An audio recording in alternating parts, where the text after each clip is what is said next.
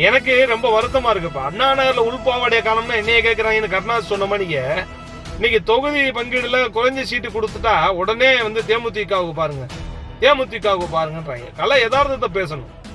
இன்னைக்கும் பல மாவட்டங்கள்ல மாவட்ட செயலாளர் கிடையாது, அங்கீகாரம் இல்லை. அன்புமணியா இருக்கட்டும், ஜி கே வாசனா இருக்கட்டும், திருமாவளவனா இருக்கட்டும், வைகோ இருக்கட்டும், இவர்கள் எல்லாம் இன்னும் சின்னத்துக்காகவும் ஒரு அங்கீகாரத்துக்காகவும் இன்னும் அலைஞ்சு கொண்டு இருக்கக்கூடிய கட்சிகள்.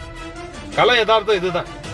அன்புமணிக்கெல்லாம் 50 தொகுதியை தாண்டி போனா அவர் யாருன்னு தெரியாது. ஜி கே வாசனுக்கு சின்னம் என்னன்னு தெரியாது. அவர் ஒரு மத்திய முன்னாள் அமைச்சர், மூப்பனாருடைய மகன், அவ்வளவுதான் நிறைய பேருக்கு தெரியுமா ஒழிய அவர் கட்சி என்ன கொள்கை கோட்பாடுன்னு தெரியாது. அதே மாதிரி தான் திருமாவளவன் இப்பதான் மாவட்ட செயலாளர் போறாரு. வைகோவுக்கெல்லாம் பல இடங்கள்ல மாவட்ட செயலாளர் இல்ல, கலைந்து போச்சு.